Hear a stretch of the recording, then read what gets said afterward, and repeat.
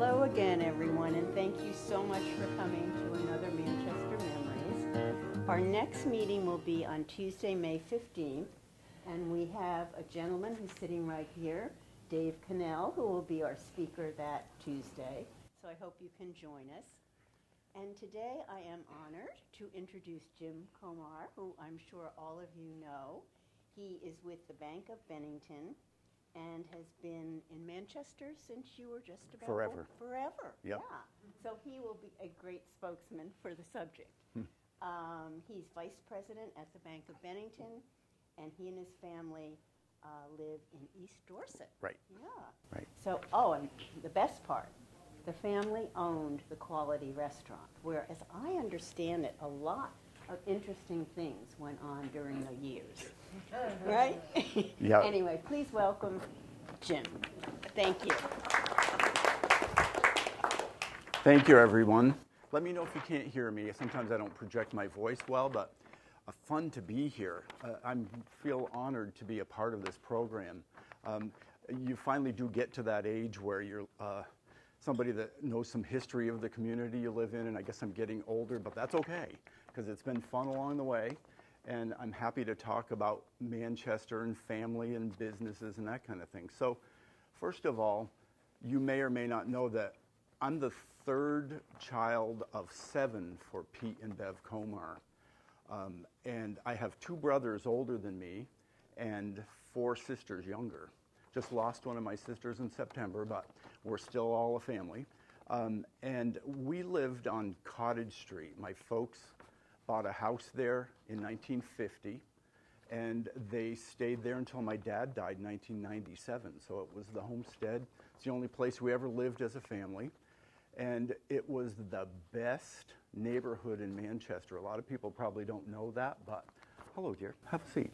And a lot of people probably don't know that, but you kind of have to name names to kind of set the pace for how wonderful some place was. And we grew up with Doug and Joan Shaw's kids.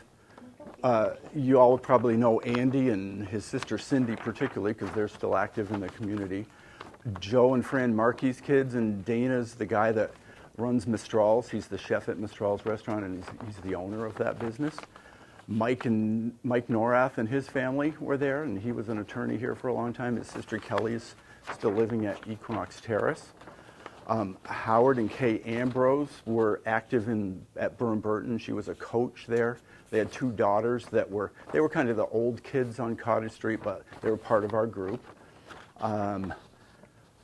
It's always dangerous to forget people when you're moving along with these names and such, but Carl and Eva Lou Kilburn lived next door to us, and they had 4 kids, and my brother Greg and I used to babysit for them. We were the neighborhood babysitters at one point, but it was a really wonderful place to live. You know who else lived near us was Orrin and Phyllis Beatty's family. They lived out at the end of Mountain View Terrace, but their horse barn was at the end of Cottage Street. So they were part of our group. You know, we would do, when we were kids, we would have like the neighborhood carnival or something like that, and they'd bring their horses, and we'd have horse shows and craziness, acting like clowns and stuff. But we're all a group together. We all grew up together, and I love the fact that a lot of us are still here, and we're the people of Manchester and having fun doing that. So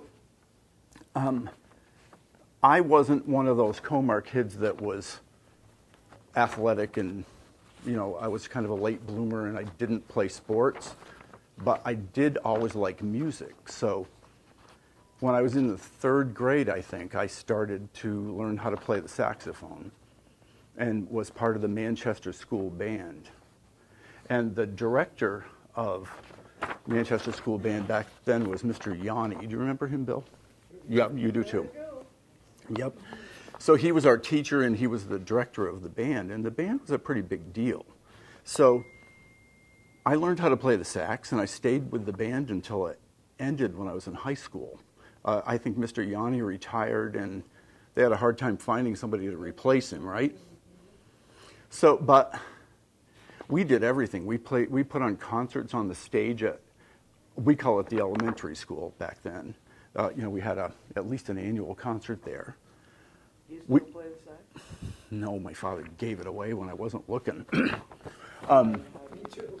Yeah. We played on the stage. We always played in the Loyalty Day Parade. We played marching music then. We had uniforms and everything. We wore, the guys wore white pants, white shirts, white bucks. Do you remember white bucks, the shoes? We had to wear white bucks. And we had these awesome capes that were blue and white and a hat. I have a picture of myself in that. It's really kind of cool. But so we marched in the parade every year. And also back then, Manchester would have a Memorial Day parade too. And it was short, but we would march into the cemeteries. We would go to Factory Point Cemetery, and then they would bus us up to the village, and we would march into the Delwood Cemetery to play some of the memorial music there. And it was really kind of cool. And the other thing that we did that people have probably forgotten about is that there was a bandstand on the front playground over at the elementary school. Does anybody remember that? Yeah. And in the summertime, I think it was for some reason I remember that it was Tuesday night, we would put on concerts there, you know, for, I don't know, I'll say 6 or 8 weeks during the summer. So we would set up at that little bandstand, which was over by Alberta Harrington's house, up in that corner.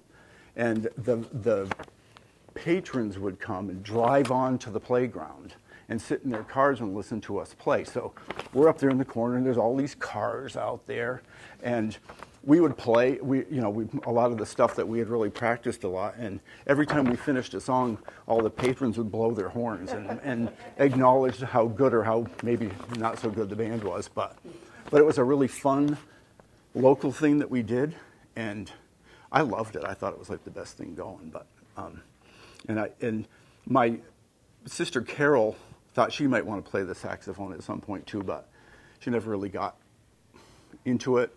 And I took it over from my brother Mike, who played it for about a year and decided he didn't like it. And my brother Greg tried to play the trombone because my grandfather COMAR played the trombone in the Manchester band when they first moved here from Bennington.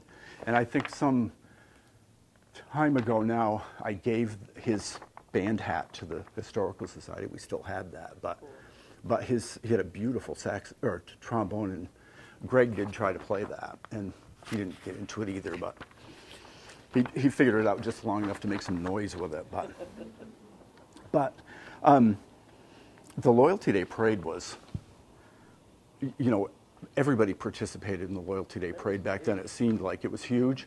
And, you know, I started my life as a little kid riding on top of the fire trucks and stuff. You know, they let the kids get up there, and you know, the trucks were always part of the parade, so we were always up there. And then I have a picture at home of Grubb, who did one of the presentations here recently. He had what we called the little car, and it was a little car that his dad built for him. It had a Briggs & Stratton engine on it. It was kind of an open air thing made out of, well, there was a frame under it, but it was plywood seats and a front and a big steering wheel and stuff. And it was the neighborhood fun thing to do. But when it came time for a Loyalty Day Parade, they would paint it up so it looked like a fire truck. So, when I was 10, we rode in the parade, and there was 5 of us on there. Grubb's driving.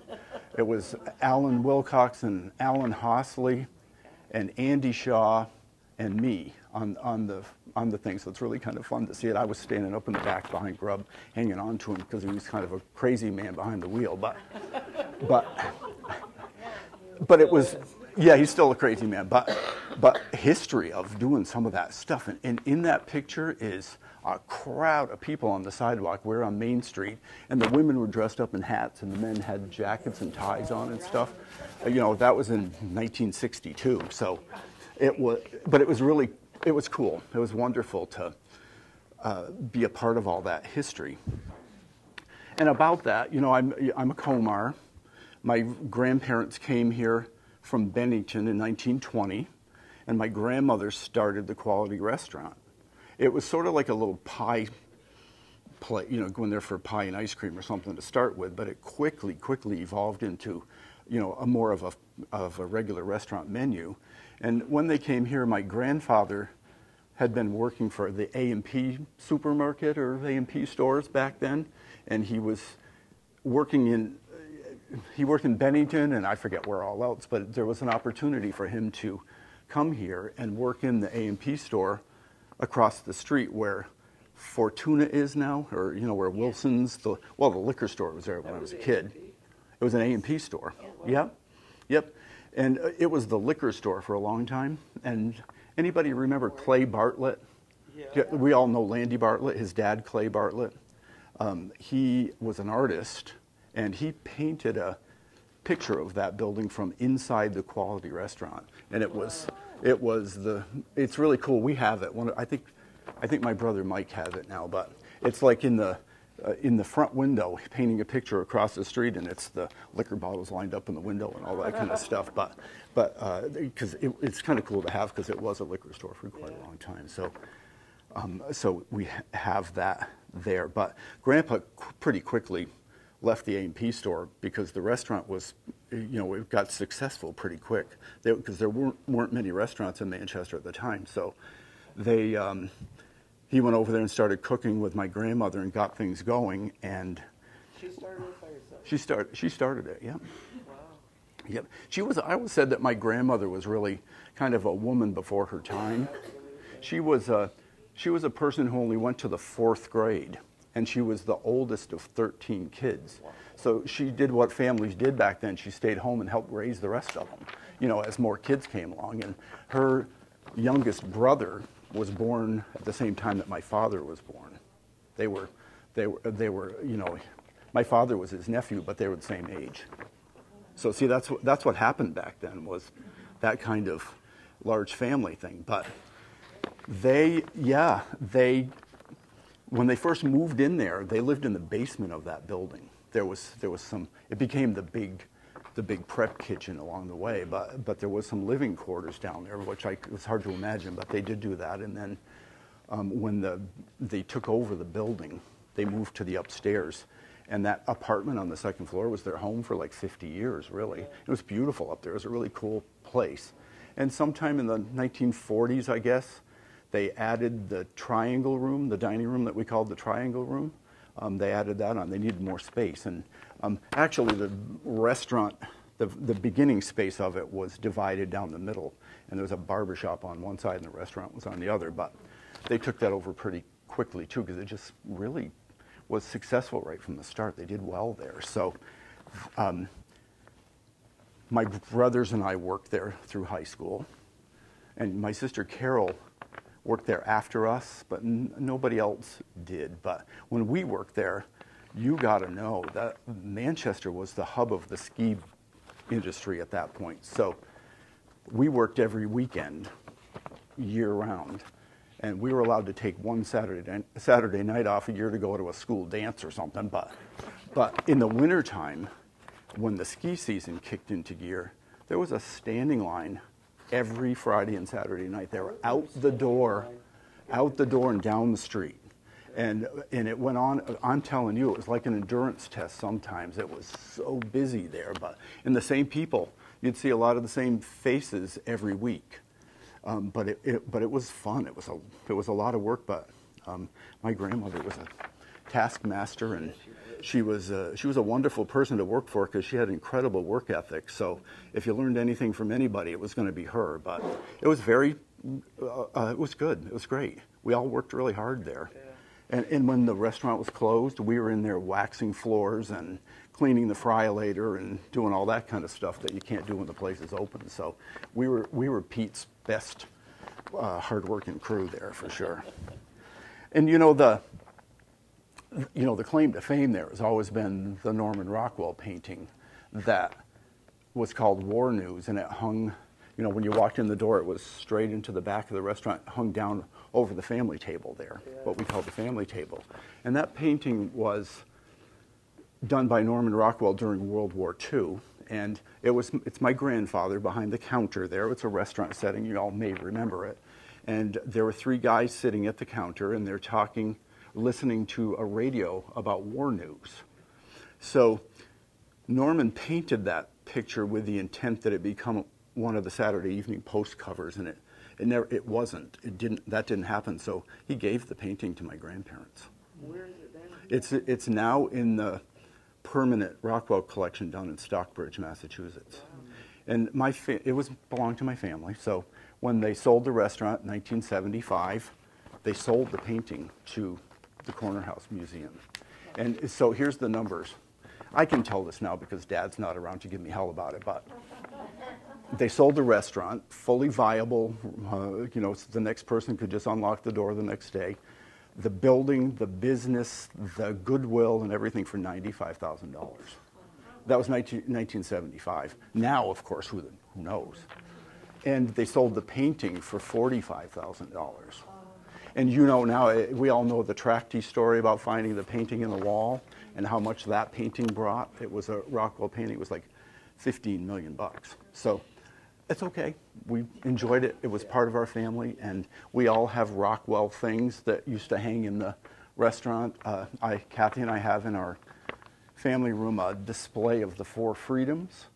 It was the first issue of reproductions of the originals. It was prints, and my grandparents had it framed in this nice display, and they had Norman autograph it for them. So we have that. It's really cool to have. Yeah.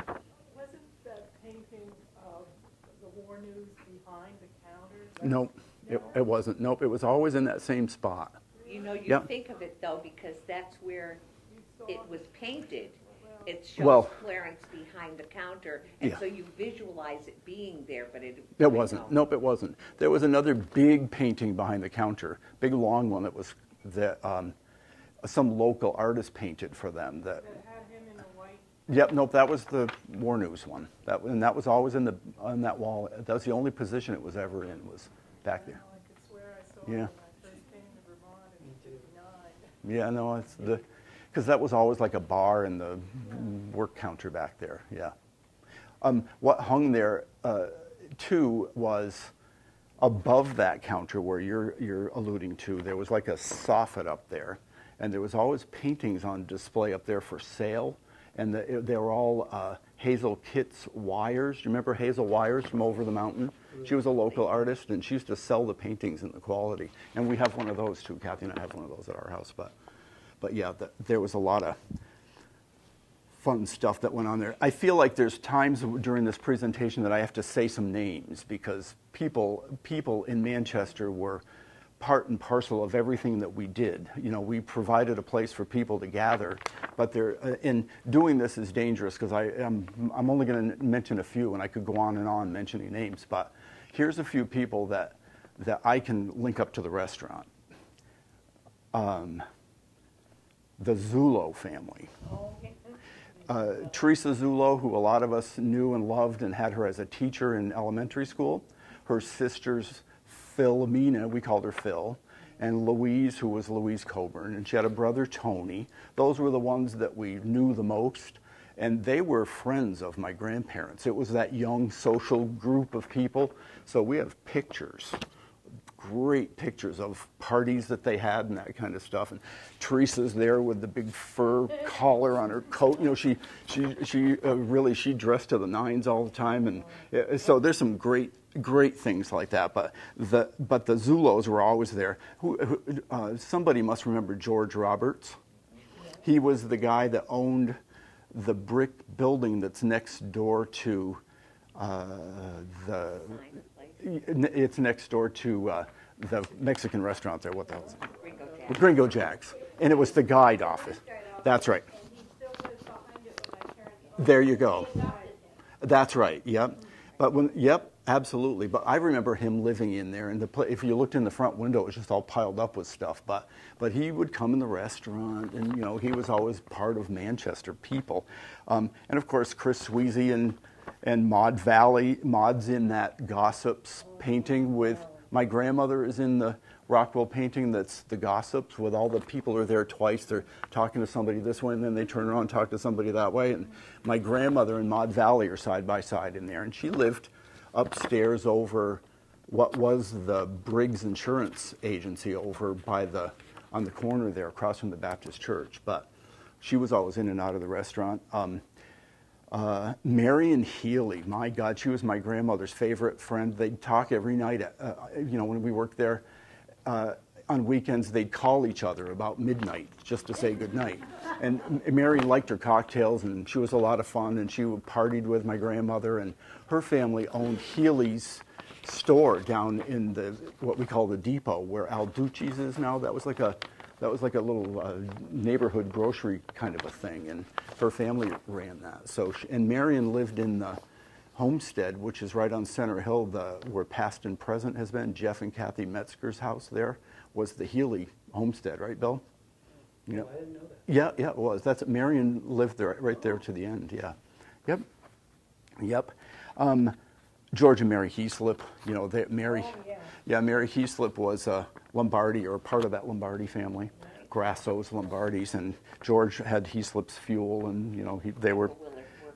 Yep. And Henry and Irene Sherbino were folks that were in there a lot, and Henry owned he owned a car dealership and a repair place, and Irene was about this tall, and he was a big man like this. But Lynn and Jane Walker, Lester Gallner, he was Dad's accountant. He had an accounting business here in town. Who remembers Doc Mullins? He was an older gentleman that would come here in the summertime, and he'd stay at the Coburn house. And he had been a pharmacist in New York City, I believe, and he would hang out over at Whipple's. And he'd come in the restaurant every day for lunch or dinner or whatever, and he smoked a big fat cigar. And you know, he'd stop and talk to my grandmother every day. But he was here just in the summertime, but we always looked forward to him being here. He was old when I first knew who he was, and of course Fred Nickelwhite was around, you know. Yeah, he was here for a long time. And the only other ones I'll mention are Reed and Sis LaFay. Remember, Reed LaFay was the guy that had the rides that we used to have at the Rotary Carnival, which I'll talk about in a minute. And he and Sis, and after Reed died, Sis married Chris Sweezy. So they all kept it in the family. And there's help there. You know, we all remember some of the waitresses, and I could go on and on. So maybe I better keep moving.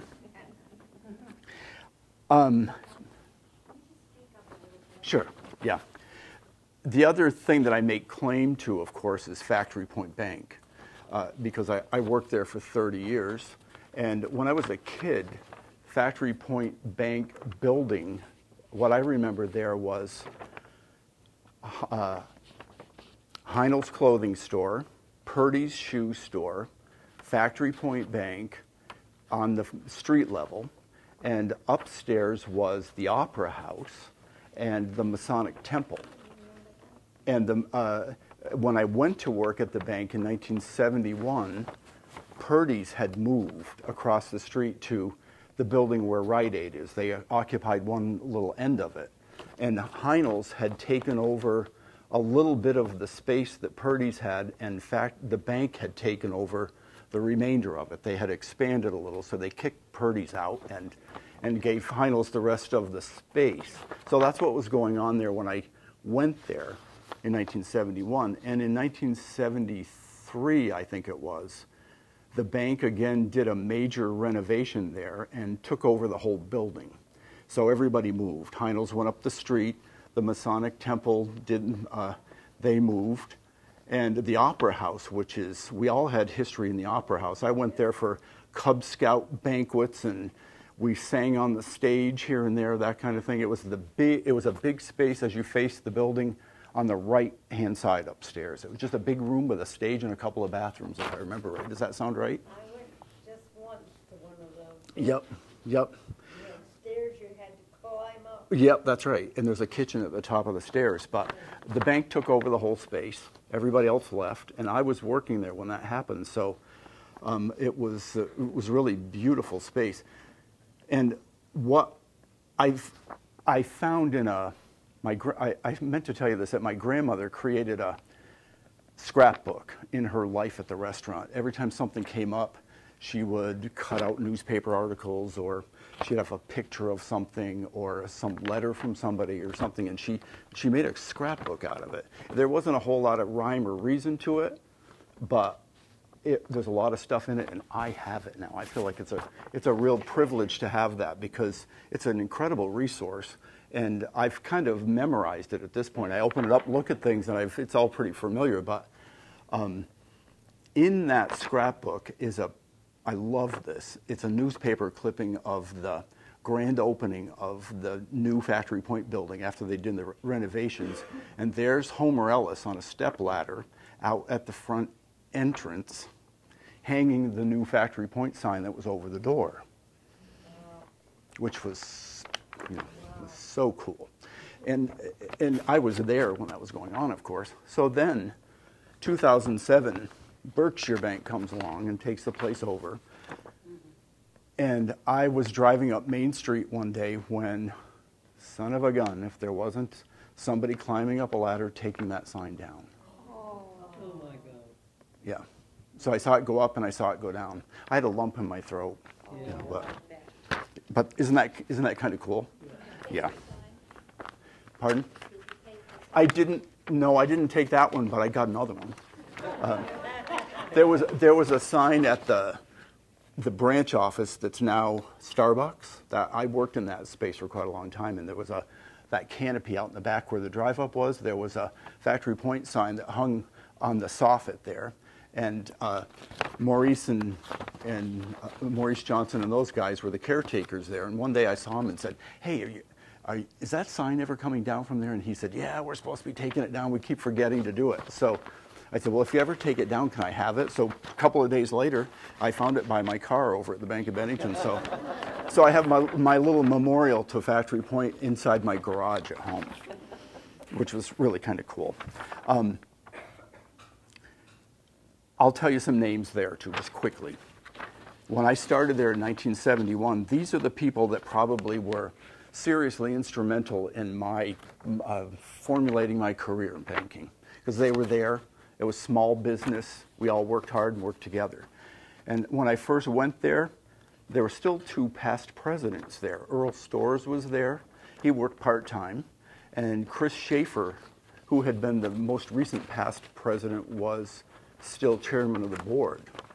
So he had an office there, and he was there pretty regularly. Boy, staunch, old traditional bankers. What a privilege to be cross paths with them. And of course, Homer Ellis was the president, and he hired me, guess where? At the family table at the Quality Restaurant.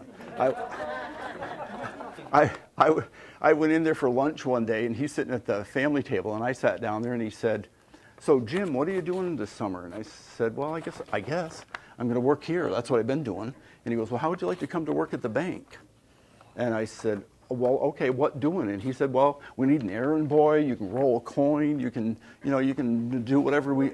And I said, "Why not?" So I never left. Well, I kind of never left until I'd been there for about 30 years. But that was Homer that got me there. And Chet Andrews had just come on board at that point as a vice president, and he worked there until he retired.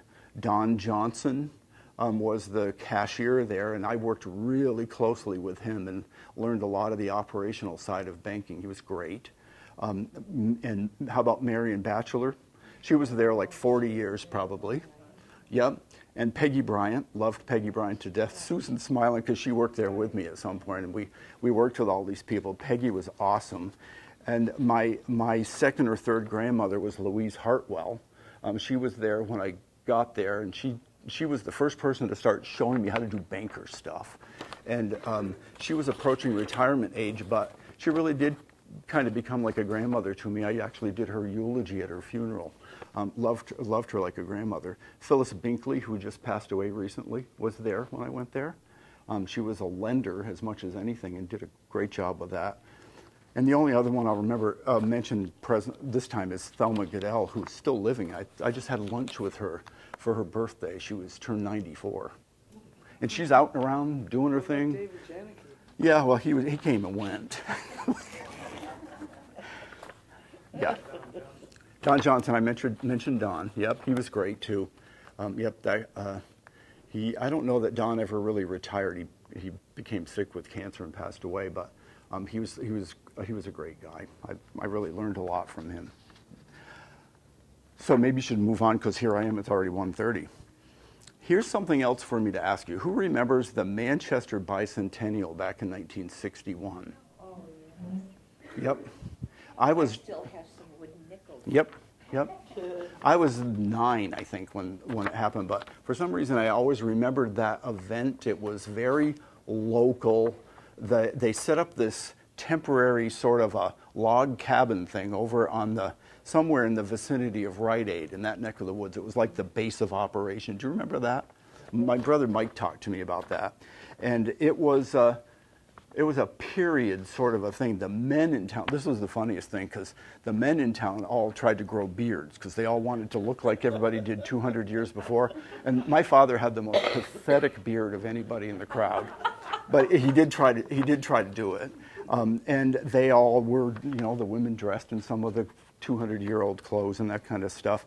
And we have this really nice picture of Ted and Sylvia Hopkins standing outside the Quality in their garb.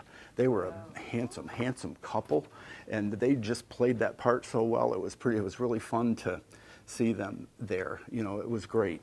And I believe that, this is what I remember about that event. It was seriously patriotic, wasn't it? That we were singing patriotic music. It went on for 4 or 5 days, from what I remember. And there was music, and there was a street dance, but red, white, and blue everywhere. There was Uncle Sam, and there was all that kind of. It was so great. I feel like we're missing that a little bit these days, the patriotic piece of things. But that's what I've remembered forever. Jesse. The women were the sisters of the Swish, and they all wore long dresses. There you go. Yes. Brothers of the Brush and Sisters of the Swish. Yep. See. We had the veterans and the. Yes. They were in. Yeah, we had a little parade and all that kind of stuff. And Ed Bigelow and Nancy Otis wrote a book about that. So it's available if you ever want to see that. I'm sorry, I can't tell you what the name of it is now, but it was about that first 200 years. I want to tell you, it's in the library. Great, there you have it. See Cindy, she'll show you. Here's a fun thing to talk about. I like to say that we were the Rotary kids, because my dad was in the Rotary, and he was the president a couple of times, and the Rotary was very active in Manchester, and they owned the Rotary pool. It was the summer place for all of us kids to go swimming, and it was over by the elementary school on the other side of the parking lot from the gym. It was out in that space where I think there's some playing fields there now. And it was, I don't know if it was Olympic size, but it was a pretty big pool. But get a load of this. There was no filtration system. They pumped the water out of the river behind the pool. And once a week, they pulled the plug and drained the pool. And us Rotary kids would go there and scrub the pool. They'd turn the pump back on and fill it back up. So the first Wednesday or whatever it was, the water was clean. And as the week went on, no exaggeration, as the week went on, the water got whiter and whiter and whiter from a heavy dose of chlorine every day. And it was probably, according to today's standards, it'd be against the law. But we had a hell of a good time there. And we did. And the good thing is, you got a second bathing suit every summer because the chlorine rotted the other one off from you. But really, no lie. I can remember my bathing suit was blue and it turned to white. I bet it did, Georgia. I can remember mine getting holes in it. So yeah, but they did other things there too. Like, there was a carnival every summer, the Rotary Carnival, and it was there at the pool area. There was a big green space there, and Reed LaFay would bring his rides, and there'd be all kinds of booths and fun stuff. And we would also have a water show in the pool. All of us kids who could swim would do synchronized swimming and diving contests and stuff. And we did that every year. It was lots of fun. And another thing that they did in anticipation of the carnival was to auction off a car. The guy that owned the Ford garage would somehow give him a deal on a brand new car. And the Rotary kids would, every week, we'd have to take our turn sitting at a card table out inside the Quality Restaurant or Factory Point Bank or whatever, selling tickets to the car. And they would pull the ticket at the carnival, and somebody would always win the car. And that went on for a long time. And my grandmother, COMAR, ended up with one of them, but she didn't win it. Whoever whoever won it didn't want it, so she bought it from them. And it was a 1961 or 62 Mercury Comet. And she had it forever. And she was the world's worst driver, so every once in a while she'd bend a fender or something and have to have it fixed. But, well, not very well. But she had one of the, we always said she had one of the rotary cars, because she really did. So that was, and the lifeguards there at the time were Betty Treat, who is Betty Goff these days, if you probably know her, Barney Duke, Charlene Knapp, and we called her Nugget. Yep, Sally DeLong and others, but these were the old standbys when I was there. Barbara Barden was one of them too. Oh my God. Yep. I can't talk about the Rotary Club without talking about the Lions Club for a minute too, because they were equally as active in Manchester and did wonderful things here and helped the community in a lot of ways. They did fundraisers and supported scholarships, and maybe still do to some extent, but back then they were equally as active as the Rotary Club. And they would do things like they they occupied one of those big buildings over at what's now the rec park. And every summer they would collect stuff and they'd have a big auction there. And also, that was a great fundraiser. And another notable thing that they did historically was that they would have a variety show every year here on the stage at MEMS. And it was all local talent, and sometimes it was great, and sometimes it was not so great. But we had some really quite interesting local talents. Mo Thompson was out there dressed like a woman, or whatever they would do.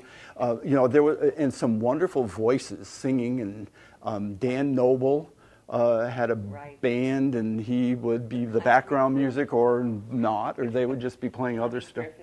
Yep.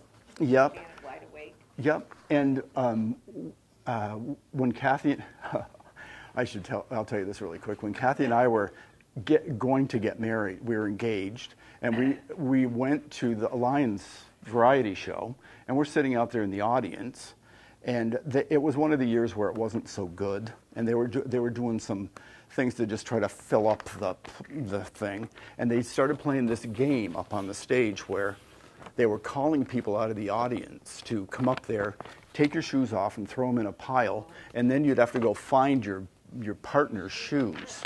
And the one that did it first or something won. I don't know what the deal was. So I'm sitting there like this going, oh God, I know they're going to call us up there. And she's going, no, they won't. Sure enough, Jim Comar and Kathy Pierce. So we go up there onto the stage, and we didn't win, because everybody was sort of flustered, and it was really very pathetic. But there we were among the crowd. And then we got married at the Baptist church, and I was friends with Dick Olmsted, and we became very active there. And I started singing in the choir, and then Dick thought it would be a good idea if the choir performed at the variety show, and it was good. Sometimes it was good, sometimes it wasn't, but we were there, and so we got to sing in the variety show every year as a church choir. We would do we did it for quite a long time, didn't we, Martha? 6 or 7 years. Yeah. Barry Madison did his Victor Borka thing 2 years. Yes, that's right. And that was hysterical. Yep, but we became part of that at that point. It was really kind of fun. Yeah. I'm running out of time, really, but does anybody remember moving the Landmark building from where Rite Aid is right now? Yes. It was a beautiful house. It was a really beautiful old colonial house with kind of a little addition on it that had a little gift shop in it, and it belonged to, at the time, Phyllis Binkley and Jean V. Brock. And they were approached apparently to vacate that space so that Grand Union could build their new store there. So they offered that they would move the building for them, and they secured a piece of land up on Barnumville Road, and they moved the house up there in 2 pieces. Yeah, and it now belongs to Abe and Brenda Madcore. Yeah, they've lived there that's their home. It's been there for a long time, but we have in my parents' stuff, we have a movie of that house being moved. I love that house. And Yeah, it's a beauty, and now it's beautiful too. It looks nice. It's up in, kind of up high in a meadow up there on Barnaville Road. It's a perfect spot for it, but it was a big deal moving a big house like that, you know. But the town all got involved in it. You know. What? Did I write that down? I don't know. I'm going to say it was probably the early '60s. Early? No, it wasn't. No, it wasn't.